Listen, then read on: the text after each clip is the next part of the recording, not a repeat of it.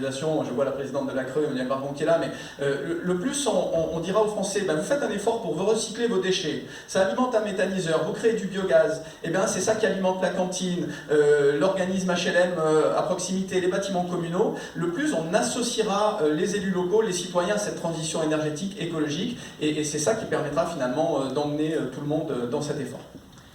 Olga Givernet, Madame la Ministre, le mot de conclusion avec des mots qui ont été très intéressants, je trouve, sur ces derniers tours de table. Clarté, cohérence, territoire.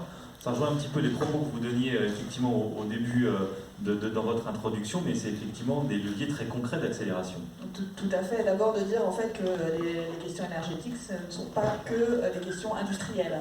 Et on le voit bien, ça touche tous les secteurs de la gouvernance de notre société. Et d'ailleurs, en fait, l'erreur serait de gérer le transport d'un côté, l'industrie de l'autre, le logement, alors qu'on voit que dans les territoires, eh bien tout cela s'imbrique. Quand le CERN, chez moi, met un réseau de chaleur pour alimenter le nouvel écoquartier, eh bien, il y a bien une synergie qui se fait. Quand le transport doit s'adapter également au mode de vie et de logement de nos villes, eh bien, elles doivent être concertées. Donc vraiment, la question de savoir comment on organise cette gouvernance, et pas simplement d'un point de vue production, elle est très très importante.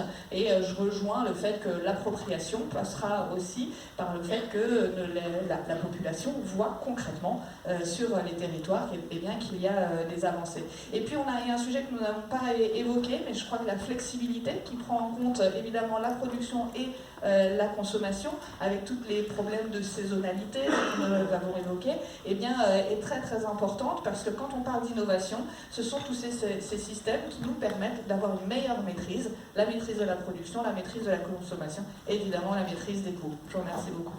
Eh bien, merci beaucoup pour ce mot de conclusion. Nous étions avec Olga Givernet,